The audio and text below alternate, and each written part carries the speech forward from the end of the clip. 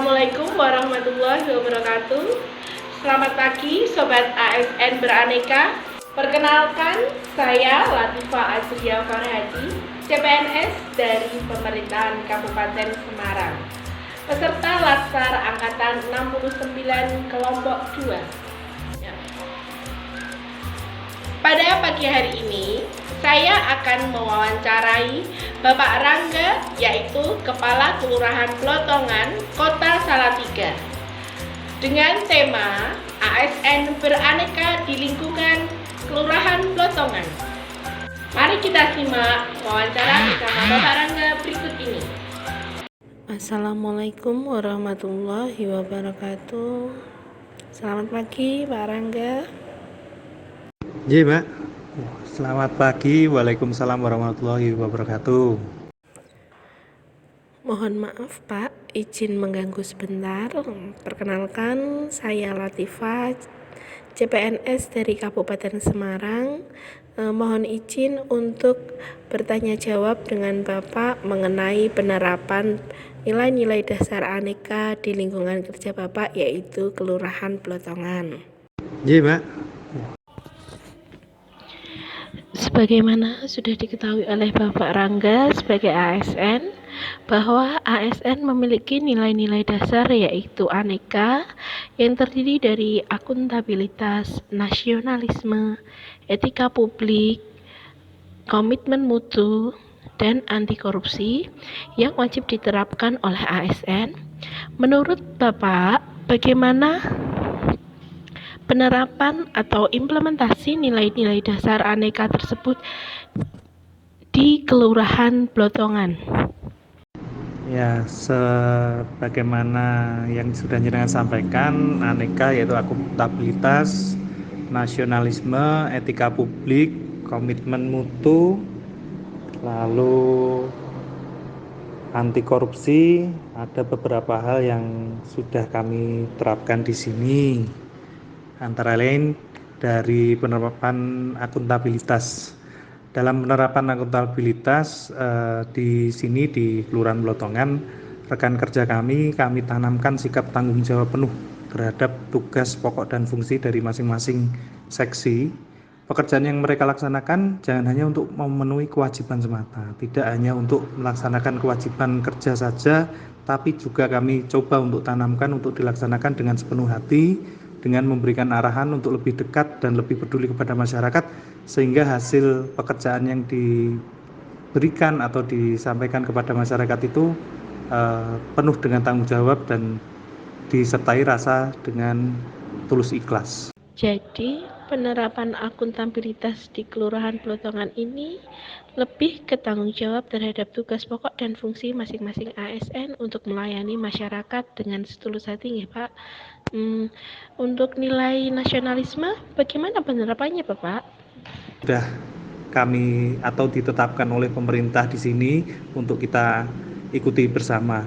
Nah, contoh kecil aturan di sini yaitu aturan-aturan di jam kerja. Jam kerja kita patuhi dari mulai jam 7 sampai dengan jam setengah 4. Nah, kita mencoba untuk menanamkan itu untuk patuh di jam-jam itu harus di kantor dan melaksanakan tugas, tidak kemana-mana. Itu salah satu bentuk nasionalisme di kita, karena kalau kita bilang nasionalisme dalam hal yang besar, hal yang umum, itu tidak sesuai dengan tidak sesuai dengan konteksnya. Nah, makanya konteks di sini di dalam ruang kerja kita, ya nasionalisme kita bentuk dalam hal ini tepat waktu, tepat untuk menaati administrasi yang sudah ada di pemerintahan. Penerapan nasionalisme pada Kelurahan Plotongan berarti mematuhi segala macam aturan yang sudah ditetapkan oleh pemerintah, gitu Pak. Untuk nilai-nilai selanjutnya bagaimana, Pak? Dalam hal penerapan etika publik, utamanya berkaitan dengan bidang pelayanan publik, ya. Kelurahan Plotongan atau kelurahan yang lain adalah satu unit kerja di mana kita melayani masyarakat. Nah, etika publik yang kita terapkan adalah etika publik yang sopan, ramah, murah senyum, berperilaku menyenangkan pada masyarakat penerima layanan publik. Maka masyarakat yang menerima pun akan berlaku sebaliknya. Dengan merasa dihormati dan dihargai masyarakat, ASN Kelurahan Blotongan pun harus dapat berlaku lebih baik dan penuh tanggung jawab dalam hal memberikan pelayanan terhadap masyarakat. Untuk pelayanan publik berarti melayani publik atau masyarakat dengan sepenuh hati, dengan ramah ya Pak, agar masyarakat juga puas dengan pelayanan yang diberikan oleh petugas-petugas di Kelurahan Blotongan. Untuk komitmen mutu bagaimana Pak? Nah, dalam hal komitmen mutu, dalam hal ini adalah janji kepada diri kita sendiri atau kepada orang lain terhadap mutu atau kualitas kinerja kita dengan berorientasi dengan hasil yang baik dan penilaian yang positif. Dalam hal itu, komitmen mutu yang kami jaga di Kelurahan Blotongan adalah dengan senantiasa melaksanakan staff meeting baik mingguan maupun bulanan. Penerapannya ya ini untuk mengevaluasi hasil kerja, hasil kinerja yang sudah ditetapkan di awal bulan. Nah, kita di sini sudah memiliki aplikasi e-kinerja di mana semua pekerjaan sudah kita targetkan di awal. Dengan staff meeting tersebut untuk melaksanakan evaluasi, maka tiap ASN di Kelurahan Blotongan punya target yang terukur dalam setiap pelaksanaan tugasnya untuk menjaga mutu dan kinerja dari masing-masing ASN atau masing-masing seksi.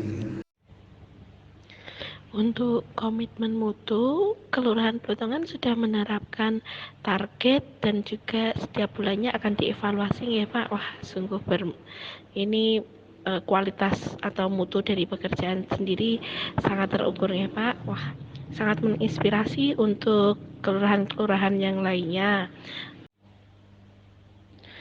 Untuk penerapan anti korupsi bagaimana Pak? Karena ini kelurahan adalah organisasi terkecil ketika masyarakat harus meminta surat menyurat gitu. Mungkin saja banyak sekali praktek-praktek korupsi yang tidak kita ketahui. Bagaimana Pak penerapan anti korupsi di Kelurahan Blotongan? Nah, untuk penerapan anti korupsi di depan di bilik pelayanan kantor Kelurahan Blotongan sudah kami pasang tulisan yang berbunyi segala bentuk pelayanan di Kelurahan Blotongan gratis. Selain itu kita menerapkan membrainwash,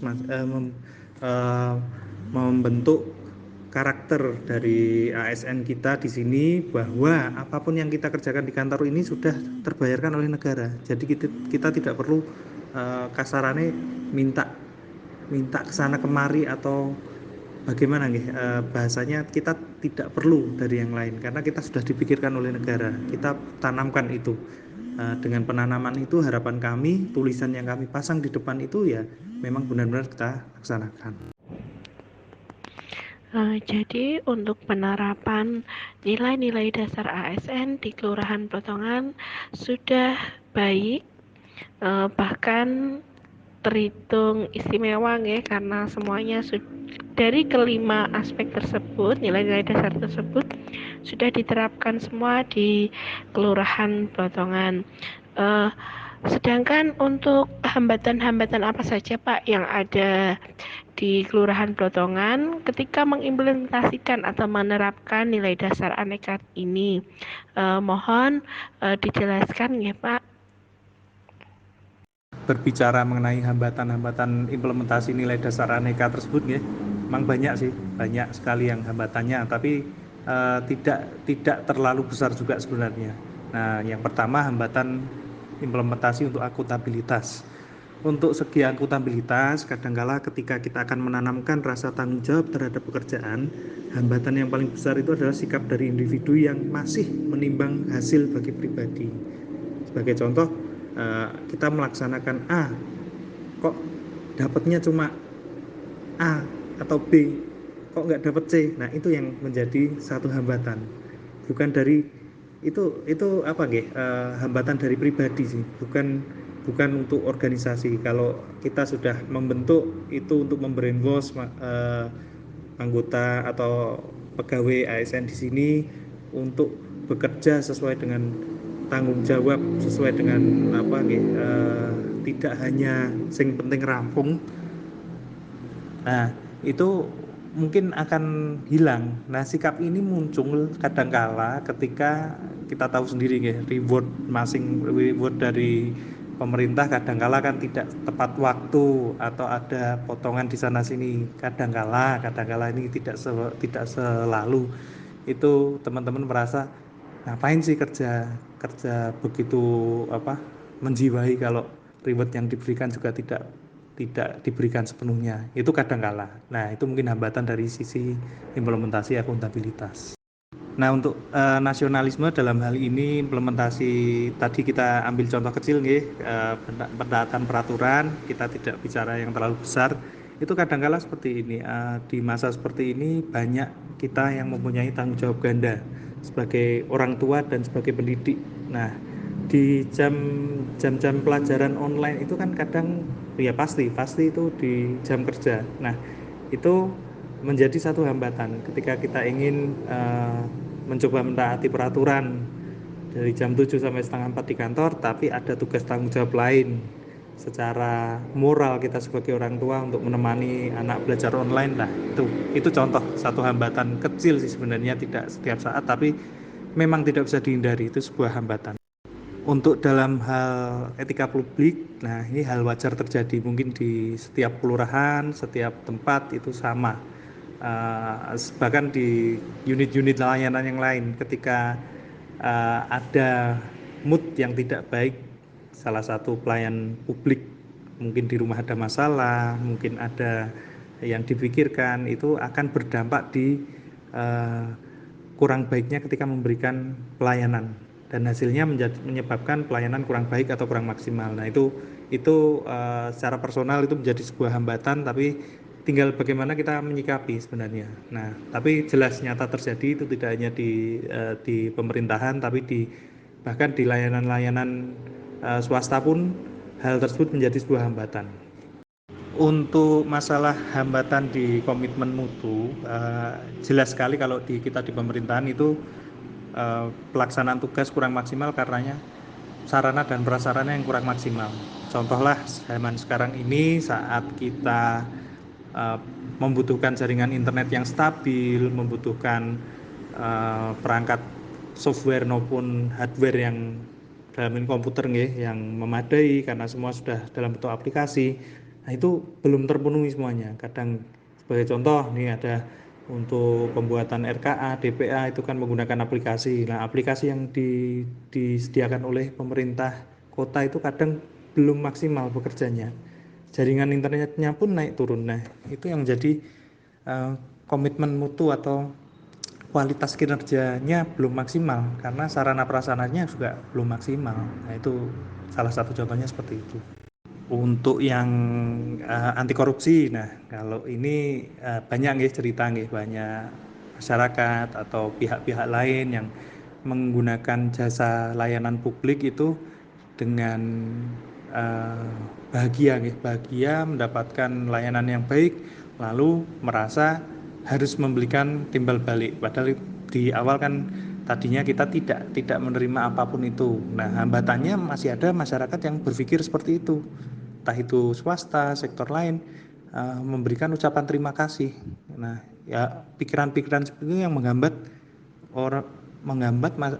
pegawai-pegawai untuk berpikir anti korupsi. Padahal yang namanya gratifikasi itu kan juga korupsi. Nah, pemberian meskipun tidak meminta, tapi masih banyak pula yang berpikir kalau saya sudah dibantu, saya harus memberi sesuatu. Itu menjadi suatu hambatan. Dalam menghadapi hambatan-hambatan tersebut, apakah Bapak merasa ada tantangan-tantangan lain dalam menerapkan implementasi atau mengimplementasikan nilai-nilai dasar ASN? Bagaimanakah tantangan-tantangan yang Bapak hadapi? Mohon bisa dijelaskan, Bapak. Berbicara mengenai tantangan mungkin hampir mirip-mirip dengan hambatan itu tadi. Nah, dalam hal ini yang pertama tantangan implementasi akuntabilitas. Tantangan terbesar adalah membuat pegawai atau ASN di kelurahan ini merasakan handar beni atau menjiwai pekerjaannya. Hal itu suatu tantangan berat karena kadang-kala orang masih berpikir kerja hanya untuk formalitas mencari uang, bukan untuk menjiwai pekerjaannya dengan penuh tanggung jawab. Nah, itu berat sekali karena menanamkan itu tidak hanya dengan 1-2 kali staff meeting, tapi kita harus memberikan contoh, memberikan memberikan eh, gambaran yang jelas bagaimana kita bekerja, bagaimana kita melaksanakan tugas dengan penuh tanggung jawab. Nah, kalau pimpinan melaksanakan itu, pasti bawahan juga secara tidak langsung pasti akan melaksanakan itu juga. Nah, untuk tantangan yang kedua dalam ini implementasi nasionalisme dalam lingkup pekerjaan, ya ini lingkup kecil. Tidak ada tantangan yang berat sih.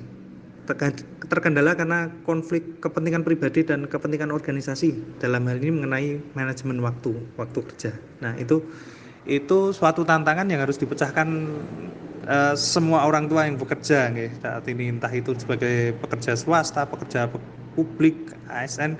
Nah, itu dalam hal ini apakah mau mengedepankan kepentingan pribadi atau kepentingan organisasi. Nah, kepentingan organisasi itu kan berarti mentaati peraturan. Berarti dalam hal ini bingkai nasionalismenya di sana. Nah, itu tantangan yang bagi sebagian orang dianggap berat, tapi bagi sebagian orang juga dianggap santai, ringan. Itu tantangan umum.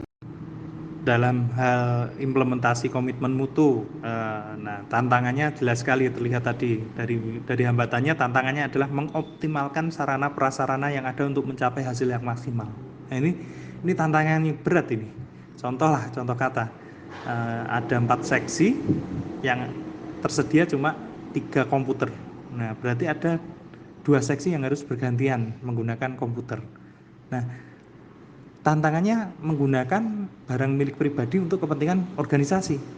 Nah, itu suatu tantangan yang cukup berat sebenarnya.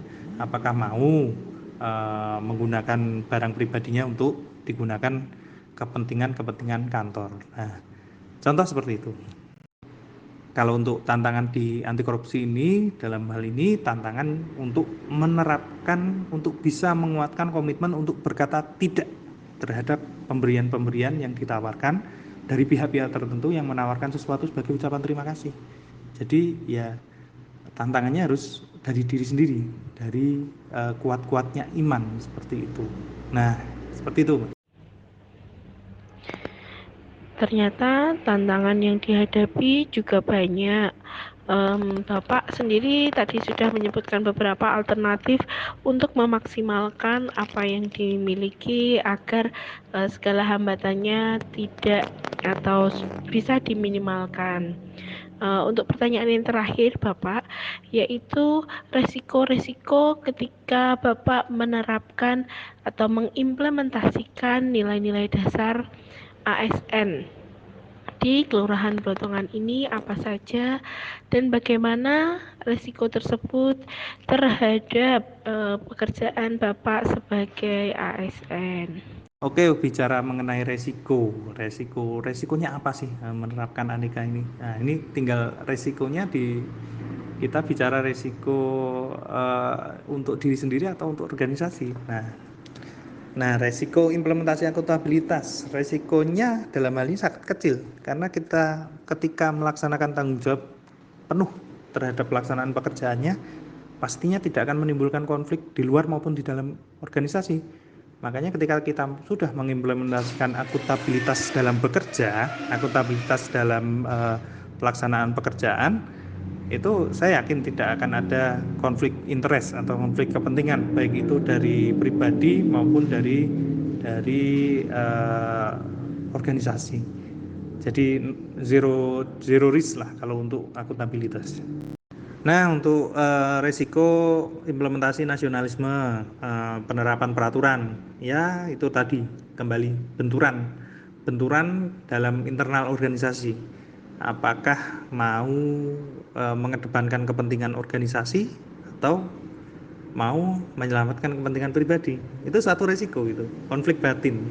Resikonya menjadikan konflik batin lebih besar. Dalam hal penerapan etika publik, ya resikonya lah, saya pikir resiko yang paling besar ketika tidak bisa menerapkan etika publik yang baik di sini. Jadi etika publik yang kurang maksimal akan menimbulkan gesekan antara pemberi layanan dan penerima layanan, antara masyarakat sebagai penerima layanan dan ASN, dalam ini ASN Kelurahan Blotongan sebagai pemberi layanan.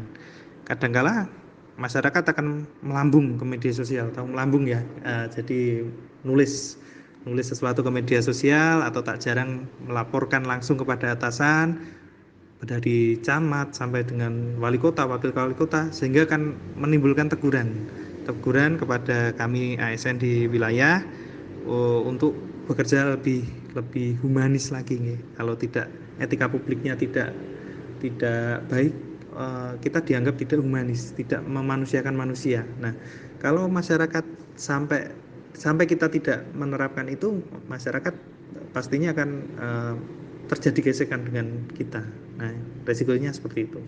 Nah, yang anti korupsi ini jelas resikonya kalau kita tidak melaksanakan, tidak menerapkan atau itu semua, jelas akan kita berhadapan dengan hukum.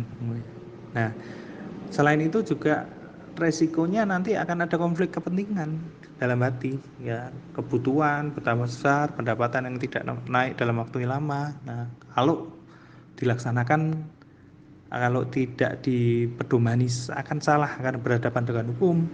Kalau ada yang berpikir, wah ini kesempatan karena kondisi seperti ini sedang susah, nah itu jadi akan berhadapan dengan hukum dan konflik kepentingan batin lagi.